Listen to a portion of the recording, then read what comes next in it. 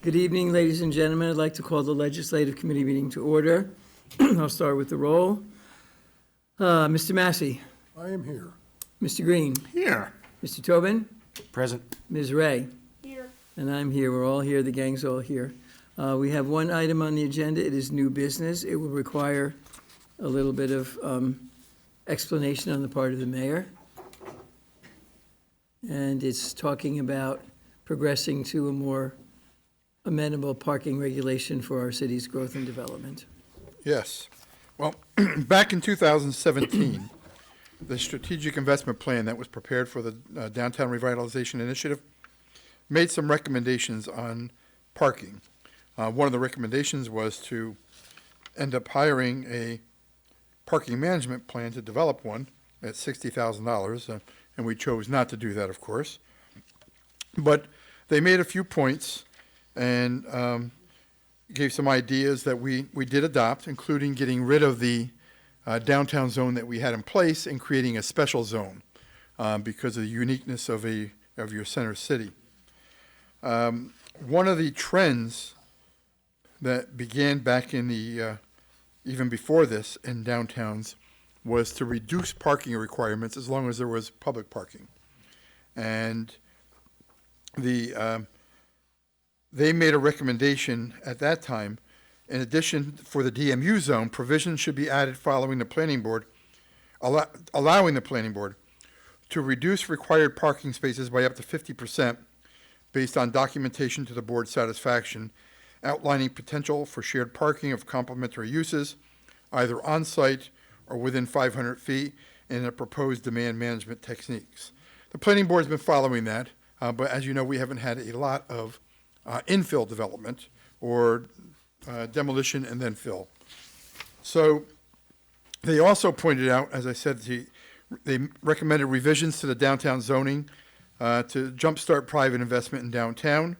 We made some of those provisions and made some of those changes, but they noted, and this was overlooked, that the existing regulations that treat the downtown in the same way as Middletown's highway-oriented business area in terms of uses allowed in the area and bulk standards. Bulk standards are the bulk tables. So what they govern is that if you're going to build an apartment building, you have to allow for, say, 1.5 spaces for every bedroom, or 1.75 for a 3-bedroom. Only 20% of the property can be covered with the building, and there's playground requirements to be on-site playground requirements. And what their recommendation was that at the time, was that they don't view the downtown as you would view a garden apartment complex, or, for example, when we did the project on County Route 78, which was even an affordable housing project. So they made the recommendation that we make some changes. We made most of the changes, but the last one now is coming up is because we are getting interest on not only building an infill, but also some demolition and infill. For example, Union Street. The project is the existing building in the corner where the Unisol soccer was going to be has now changed. That building, it looks like, may have to come down, will probably have to come down based on what the inspectors are telling me and what the private engineers are telling a potential buyer.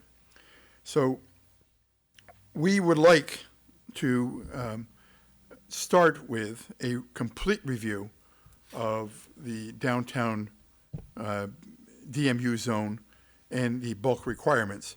But I think there are some immediate actions that we can take to make some, and I think it requires more than just a meeting or two. I think it's going to require, several meetings and several months of review to look at the whole plan. But the short-term solutions to projects like the one on Union Street to make it a go is to reduce that bulk parking from what it currently is at 1.75 and 1.5 per bedroom for the 1 bedroom and 2 bedrooms, and it escalates up to 1.5 for a 1 or 2 bedroom unit. That would be allow the Union Street project to move forward, but at the same time will allow us to examine in the future where we should be. Give you an example is Kingston went to 0 on their standards. I don't believe that's smart to do. But Maria and I attended a conference at New Paltz with Pattern for Progress on last Tuesday, and the presenter from Kingston did talk about the new urbanization planning guidelines and how the trend is to reduce parking and to build on more units in your downtown.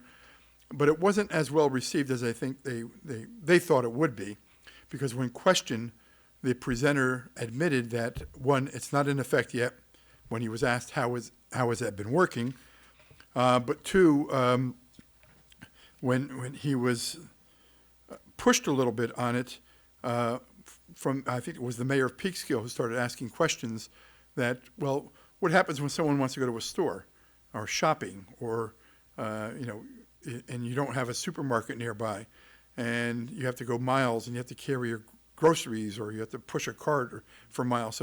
So there were arguments against it, including the fact that probably the most relevant question, which applies here also, is public transportation and the lack of. We do have an intra-city bus, we do have a senior bus, but they're not like long-term operations, meaning, like, for example, if you're going to work, and you're able to take the intra-city bus to work, you're not able to take it home because it stops maybe at 5 or 6 o'clock at night. So maybe that trend is, some communities are going to try that 0. I don't think it's the way to go. I don't think where we're at is the way to go, but I thought a reasonable point, which would jumpstart the Union Street project, would be 1.5 per 1 or 2 bedroom units per spots. That brings that project into compliance. We also, some of the other things in there is that's located on Union Street. Right across the street is a public park. The developer has to take a significant portion of their property to make a playground. Well, you have a playground right across the street, so why burden a center city developer with that cost? Surface parking now is running about $25,000 to $30,000 a spot. Parking garages are running about $40,000 to $55,000 a spot. So this is all costs that's a deterrent to investors going into urban areas and doing projects. So we felt it's important to at least jumpstart, place in committee some more significant changes as we go down the road, but reducing that 1 point, whatever that number is, down to 1.5 will not only spur this project, but we'll have other projects looking at it. I talked to the owner of, a representative of the owner of 33 Mulberry today, and asked them what is blocking their project from moving forward, that they had several false starts, and it comes down to financing because the parking requirement is too burdensome, and that if there is a move to reduce the parking requirement, then that's another building that will be developed into a mixed-use building, because they are capable of providing for maybe that 1.5, or maybe if in the future we even go less. But my recommendation is that we never go below 1, but I like to start at this 1.5 number. So that's the presentation. If you have questions, I'd be more than happy to address them. I'll turn it to the floor. I just had a comment and a question. On page 1 of the document, you did have the bullet supporting walkability and transit. In the text I provided with you, it's talking mostly about really big urban areas where they want to get people not to need a car. But you would agree we don't have that here. No, we don't have the public transportation, and that's why we're not at 0. If you're building an apartment building in New York City, or maybe parts of urban areas where there are transit, I wouldn't even go down to 0 even there. But that's what Kingston's doing, and there are other communities that are much lower than Middletown. In fact, the book that you presented me with today was basically supporting the same idea of reducing parking down to a more reasonable number, Right. And not zoning your downtown like it is in a commercial highway district. Thank you. My second question, and then I'll turn it over. At the other end of the document, you say we can approach this incrementally, and you cited the project, I think, that you're referring to. Correct. My question is, what's your timeline for that? And do you see it going case by case, or are we going to set up a protocol that will get us in trouble later? No, I don't see it going case by case. I see that moving this project for a couple of reasons. One, when you see the renderings, which will be a requirement of the planning board approval, if given, you'll be very impressed with a 5 or 6 story building being built on Union Street, and the way it looks and the way it looks now versus the way it will look. The urgency is that they have a buyer who's ready to move on the project, and that overseeing the big picture of the zoning, waiting for us to go through the process, I think we lose that project. So I would. So do we need to have formal action at this time, or this is Yes, still? I think okay. we need to have, we need the planning board, correct, Mr. McDermott? McCormick? Public hearing. Okay, just Yeah. wanted to be sure. So it's a zoning change, so to require a public hearing, so if this goes Well, it's not a forward. zoning change. It's a DMU zone, it's a requirement within the zone, Zone. yes. Yeah, so that's why it needs a public Okay, hearing. yeah. If it needs a public hearing, I think that's what you're scheduled for tonight. Yes. Not tonight for the public hearing, to schedule a public hearing for tonight. Understood. Focus on what's going to make this project move first, and then look at the big picture for the rest of Okay. the area. That's what I wanted to understand. Thank you. Keeping track of the time, I'll turn to Committee of the Whole. Alderwoman Ray? I think it makes sense, address the immediate concern with time to hash out the rest. We don't need to talk about it for 5 years to get something done. It's not a garbage truck. Alderman Jean-Francois? Good to go. Alderman Tobin? Makes a lot of sense. Mr. President? Mr. Massey? 100%. Mr. Witt? Mr. Green? Quick question, is there a reason not to look at, say, 1.25 immediately? No. Would it spur more projects if we looked lower, or? Yeah, it would. I know the Mulberry is going Right, to come well, in. that's what I'm thinking, They're going to yeah. come in within the next week or two. And I just don't want to make a mistake on it either. Right. So I think giving it a little bit more look at the 1.25, I don't know what the impact would be. I've only looked at the 1.5 because I was trying to make it work with that Sure. number. But I don't believe in going below 1. No. But 1.25 seems, I'm trying to get more data about what other communities are doing too. Sure. You presented a book there today that I think called for basically the same guidelines, similar guidelines. Yeah, I mean, obviously, you can't undo it. Whatever you do, Well, that's the that's it, yeah, project. right, exactly. So if No, you mix it up, I agree, we gotta be a do, problem. we gotta do it, so it's got my support. Mr. Kleiner? Now, is this for apartments only, or is it for manufacturing too?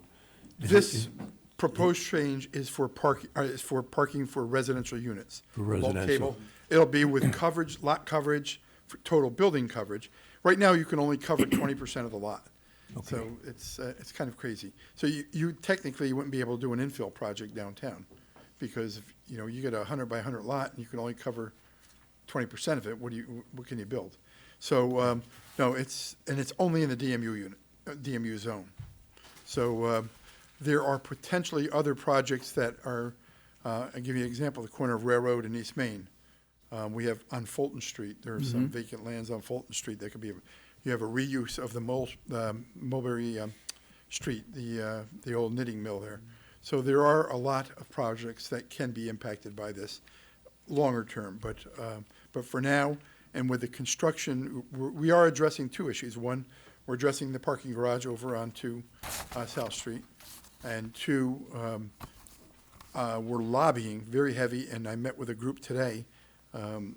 Actually, we were split on things, but they're opponents of the 1786 widening, but they also, I told them I'm not with them on that. I know the governor paused the project, but at the same time, they are major advocates of public transportation within counties.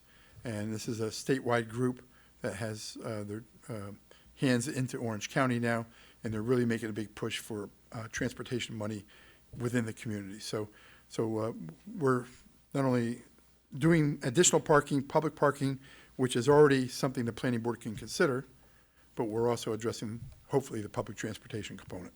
How much power does the planning board have to waive parking requirements? 'Cause they've They have the power now, but they've been very reluctant to- to do it.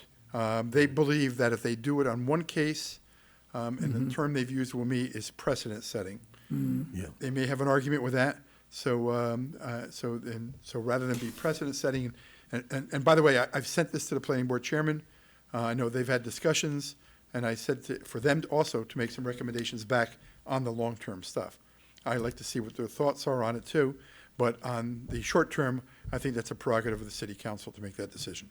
Okay, and we did, back years ago, change the requirement from a 10 by 20-foot parking to a 9 by 18. 9 by foot. 18, yes. And that's helped That's helpful, somewhat, yeah. but. All it's these little things are moving in helpful. that direction, Yep. yes. Okay, All thank you. righty. Do we need to have a formal motion to set a public hearing? There will be a, In this committee, I mean? Resolution. yeah, I don't think so. You could, No. And is the planning board conversation and our public hearing going to be concurrent, or does one have to come before or after the other? my understanding is right now this action is completely before the common council. And then when does the planning board piece come into the? Doesn't have to go to plan. I only requested planning board opinion for the total review, not for this Okay. part of it. All righty then. Hearing no other questions or comments, make a motion to adjourn this committee. Ms. Ray, Mr. Green, Mr. Massey, second, all in favor? Aye. Opposed?